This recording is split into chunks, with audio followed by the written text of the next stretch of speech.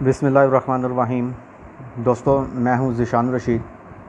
दोस्तों, हम गुज़िश्ता वीडियोस में बात कर रहे थे इंटरनेशनल सुपरियॉरिटी की, और जो अमेरिका है वो इसी इंटरनेशनल सुपरियॉरिटी के लिए साउथ चाइना सी में अपना जो अजारादारी है वो कायम रखना चाहता है। दोस्तों, साउथ चाइना सी में जो सबसे अहम मुल्क है वो ताइवान है। ताइवान का असल नाम रिपब्लिक ऑफ चाइना है। इनका कैपिटल दारुल हुकूमत ताइपे सिटी है। इनकी करेंसी का नाम ताइवान डॉलर है। ये 2 से 2.5 करोड़ आबादी रखने वाला मुल्क है, और यहाँ अक्सरियती बोले जाने वाली ज़ुबान चाइनीज़ मैंडरिन है। दोस्तों, ताइवान का जो मुआशी हालत है वो बहुत मज़बूत है। ताइवान मुआशी तौर पर एक मज़बूत, मुस्तहकम और दौलतमंद मुल्क है।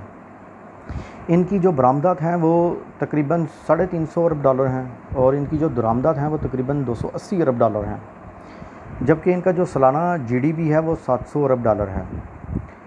ताइवान का जो फ़ॉरेन रिज़र्व है, जिसे हम ज़र मुबादला कहते हैं, वो तकरीबन 550 अरब डॉलर है, और इतना ही दुनिया की सबसे बड़ी तकरीबन जो मुआशी और फ़ौजी ताकत है जिसे हम कहते हैं रशिया, उसके भी तकरीबन इतने ही फ़ॉरेन रिज़र्व हैं।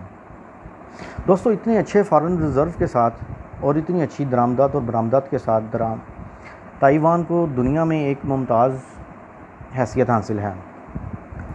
अगर हम तारीख़ी तौर पे इनको देखें तो 16वीं सदी में यहाँ स्पेनिश लोग आकर आबाद हो गए थे, जिनको 17वीं सदी में हॉलैंड ने निकाल कर यहाँ पर डेरे डाल लिए, कब्ज़ा कर लिया उन्होंने। लेकिन चूँकि ताइवान तारीख़ी तौर पर मेनलैंड चाइना का हिस्सा है, तो मेनलैंड चाइना जो कि पीपल्स रिपब्लिक ऑफ चाइना है, वहाँ के बादशाह ने उनको वहाँ से मार भगाया। लेकिन हुआ कुछ यूँ कि जब हॉलैंड वालों को वहाँ से निकाल दिया गया और पीपल्स रिपब्लिक ऑफ चाइना के लोग यहाँ पर आकर आबाद हो गए, उनके सूबे ग्वांगझू से आकर, और जो है 1895 में फिर जापान के साथ जंग हो गई चाइना की, जिसके नतीजे में जो ताइवान है वो जापान के कब्ज़े में चला गया और दूसरी जंग अज़ीम तक ताइवान जापान के ही कब्ज़े में रहा। लेकिन जब दूसरी जंग अज़ीम के बाद, दोस्तों, हम ये बात कर चुके हैं कि जापानी भी लड़ने मरने में बड़े माहिर थे, और दूसरी जंग अज़ीम तक वो एक ताकतवर मुल्क समझा जाता था जापान दुनिया में।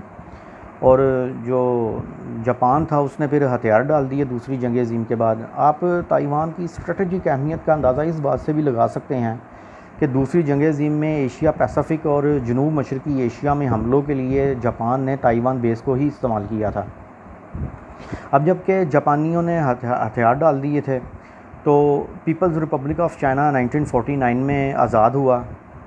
तो जब वो आज़ाद हुआ तो वहाँ पर खाना जंगी स्टार्ट हो गई, जिसके नतीजे में पीपल्स रिपब्लिक ऑफ चाइना से जो बादशाह था वो भागकर ताइवान आ गया, और उन्होंने यहाँ पर अपनी हुकूमत बना ली, और उस जज़ीरे का उन्होंने नाम जो है वो रिपब्लिक ऑफ चाइना रख लिया।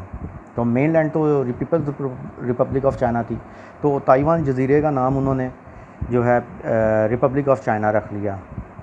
तो तब से जो है ना एक कॉन्फ्लिक्ट जो है ना वो चल रहा है बिटवीन ताइवान और चाइना। चाइना अपने वन चाइना की पॉलिसी को पूरी दुनिया में मुतारफ़ करवाता है, और वो इस बात का दावा करता है कि ताइवान उसका है, और ये बात सच भी है।